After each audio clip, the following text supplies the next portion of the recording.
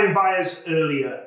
One thing I've noticed that we've been making mistakes on in our training and development is we haven't taken the kind of next level of that qualification process. We've been focused on taking down the search, going through the process of the vacancy to take on, which I believe we do very well. We just haven't quite pinpointed that. How do we make sure we're maximising our time and not having that situation of why you're asking me these questions, what you go through this, I don't want you to do a search, I don't want you to do X, Y, and Z, opportunity to pitch. With your larger tail type deals, when I say that, with your larger type projects and services being sold, they don't tend to, there's a book called, Spin Selling, which focuses on that need analysis and that pain analysis first, whereas with smaller type deals like I need a printer, I don't really need you to go through the pain analysis for it.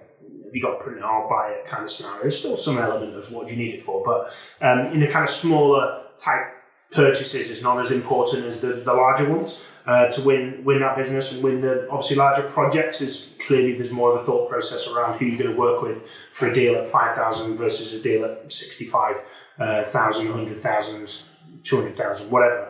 So making sure that you are qualifying that, and we discuss how to do that and the process, the thought process of how you're qualifying them and moving from selling to actually qualifying them as a potential buyer.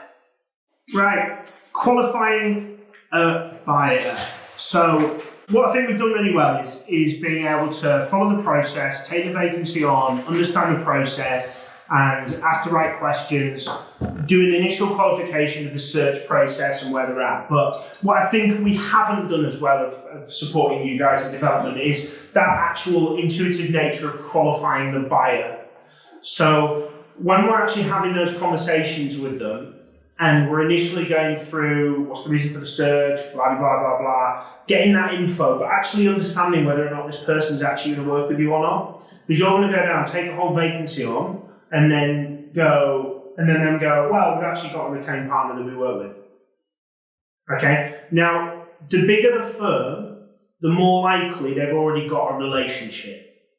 So when you get onto that, what's the reason for the vacancy, what's your issues, what's your pains, what issues is it causing you, how's this going to affect you if you've done them in field, etc. And then we get to that, what have you done so far? Nothing. Well, instead of being like, oh my God, this is an opportunity for me, I'm amazing, this is great, put on your hat of, why the fuck have you done nothing? You just told me this is a level 1 urgency, this is level 1 pain. This person handed their notice in 3 weeks ago and you've done all. Either you're not telling me the truth, Mr. Prospect, or this isn't urgent, something doesn't match up.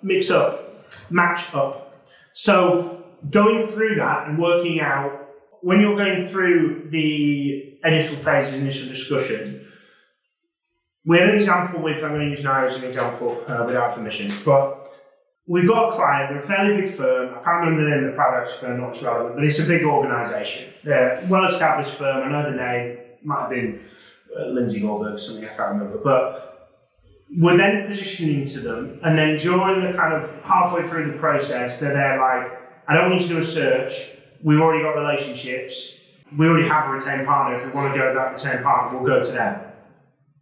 So you've just gone through a load of questions and wasted all your time on the basis there's no requirement that you're going to get. So when I say qualifying that buyer, it's about having that conversation early. Now it's balancing that between, oh well I wouldn't have got it because they've got X, Y, and Z. I'm not saying that. What I'm saying is whether you're going to sell mode, whether you're going to experience required, how you run the process. So this is kind of the next level of, right, we're starting to take on searches and now we're going into the next bit, which is kind of qualifying time. So when I'm on the phone with a client, you'll sometimes hear me go and jump straight into terms. Now, on longer scale, large scale projects, that's not the way that sales should be done in order to increase your averages, but it's in order to protect my time from going through something. So, for example, in that scenario, yeah, what have you done so? What's the reason for the vacancy? Well, we've got a potential need in the business. We're not quite sure if we're going to hire it yet, so obviously the urgency's not there, but your email sparks my interest. Okay, perfect. What issues, problems is this causing the business at the moment? Nothing really. We're just kind of thinking about doing it. Typically, when in my experience of for selection, when we're thinking about doing something, it's usually we should have already done it, and that usually sparks the process to let's get stuff done. Is that the same with you guys? Yeah, sometimes we don't execute on it though. Okay, makes sense. So Then the question of what have you done so far is obviously going to be form, right? But the next thing you've got to think of is, right, I'm speaking to a firm with 50 people in there, right? Never as a private equity firm ever on the own going, oh my God, I can't believe it.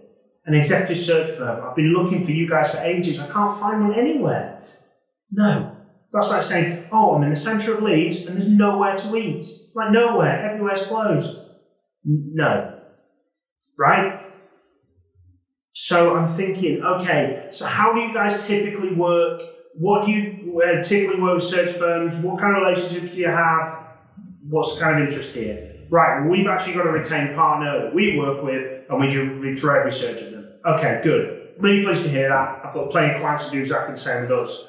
Now, obviously happy to introduce you to this candidate. There might be others in my network before you actually go out there and do a process, and I might save you a whole load of hassle. What are you looking for experience-wise for this person to hit the right criteria? So if this person is right, I'll share them. If anyone else that's in my close network, I'll share them. But I just want to clarify here, because you're going to tell me not to do a search. I don't do searches on contingent basis. I'll just do a proactive introduction that gives you the example of the candidate I'm working with. Okay? We then get the criteria that you need. You then get off the phone, speak with your candidate, and move on. But before we get off the phone, we can then proposition what our service is. Here is your opportunity to sell what we do. Now, I appreciate you already work with a retained search firm, and I believe that's great for you to do. We're not selling for now, we're selling for the future. What I want to do, Mr. Client or Mr. Prospect, is just tell you a little bit about our service, so if you get stuck in the future, you've got someone to reach out to, because our background is filling the difficult searches that either other firms can't fill or they don't want to fill. And that's why so many private equity firms such as XYZ work with us from the UK instead of firms in the US. And then we go into position, role selection, how we work as our engaged basis, the de-risking process, etc. from there. But what happens is when we're not qualifying buyers, we're going through processes and we're wasting our own time. I don't want this to be used as an excuse that no, I can get vacancies on because of this, this, and this. That's not how this is used. This is used on the basis of the next level of selling is qualifying and understanding if this is the right firm to work with.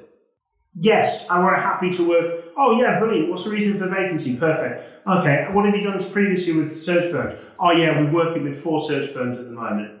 Wow, 4 search firms. That's 4 times you've had this conversation. Yeah, that's quite typical for us. Oh, okay. What makes you do it that way than working with somebody retained? Well, we hate retainers. We don't work with people retained and we don't agree with it. Okay, fine. Look, I'm not here to change the buying process and go through from there. And then you're trying to find reasons of, right, okay, is this right? I don't typically work on processes where you've got 3 or 4 other recruitment firms on, but I'm intrigued. Why have they not come up with anything so far? Well, it's a difficult search, and how long have you been looking for? We've been looking for 6 months. And you've got 3 recruiters on it. Well, I've actually got 5 recruiters on it. Oh, okay, so you've got 5 recruiters on it. I guess 2 of them have given up. Well, I think they've all given up. Right. And you're happy the fact that you're just going to keep ringing around recruitment firms to try and fill the search?